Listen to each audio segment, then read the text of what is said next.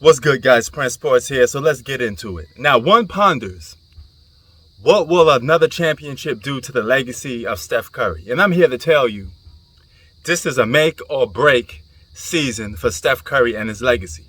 Now, this will break his legacy if he cannot win another championship, all right? Even if he goes on to win more championships in the future, this still will break his legacy. This one championship right here, because this is the time in his career, his defining moment that will seal his legacy and where people will rank him.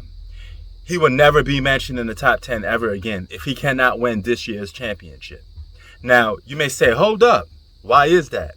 Well, look at his resume. He won 2 championships with Kevin Durant, right? Now, we don't know if he would have won any more championships without Kevin Durant. You got 1 championship in 2015, and that came at the expense of beating a depleted Cleveland Cavaliers team that was missing not 1, but 2 All-Stars. So it was LeBron James and a bunch of role players. And that season, that year, you had your whole team intact with all 3 of your All-Stars. Okay? So you get that championship. You're supposed to win that championship because you're facing against a team that's depleted. But you still got to go out there and prove yourself. So what do? You go and win 73 games, and you flop come the finals time. You have one of the biggest choke jobs in NBA history and NBA finals history. Never done before. Choking a 3-1 lead in the NBA finals. That's a story. That's on your resume. So then you go out and you get Kevin Durant that comes on your team, takes over your team, becomes the best known player on the team, and becomes final MVP on the team. You got to have to prove yourself that you could win a finals MVP, and you got to prove yourself that you could win a championship without Kevin Durant. The same thing goes for Kevin Durant. Okay, he got to prove he could win without you, but you got to prove you could win a legit championship without Kevin Durant, without teams being depleted or nothing like that. Okay, I know you got one without Kevin Durant, but as I said, it's not about winning all the time. It's how you win, and we all know how you won that championship in 2015. So, with that being said, this is your chance to win Finals MVP. This is your chance to win with a roster that isn't a super team.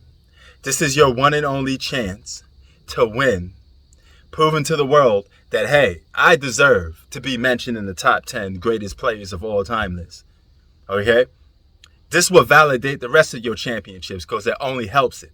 But if you lose, this won't validate your rest of your championships. Okay? It's a catch-50. Now, Jason Tatum and those boys, they could afford to lose in the NBA Finals. Okay? I mean, will it help them if they win a championship? Yes, because they're young. They're not even really hitting their prime yet. But there's no way, no how, should the Golden State Warriors accept a defeat and not get criticized by the Boston Celtics, a young Boston Celtics team. You guys are in your prime, especially you, Steph. This is for your legacy right here because you're not going to get this chance all the time. And if you go on to win more championships, guess what?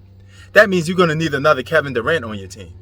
So if you get a guy equivalent to a Kevin Durant on your team, let's just say for argument's sake, Giannis comes to the team. Giannis takes over the team, wins Finals MVP. Yeah, you get more championships, Steph, but you're piggybanking off the back of Giannis Antetokounmpo or a player of that stature. So this championship is crucial to your legacy because you have a history of being criticized and not showing up in big moments. You have a history of, hey, yeah, he showed up in some big moments, but you disappear in more big moments than you actually showed up. And that's a red flag on your resume that you got to clear up, that you should clear up this year. Finals MVP, clear it up this year. Carry your team and be the number 1 true best player on the team without nobody else stealing your spotlight. You got a chance to do it this year. You had a role player steal your Finals MVP. You had people saying Jordan Poole was going to win Finals MVP if he kept playing the way he was going to play. You got to step up to this. You got to answer the challenge and step up to it.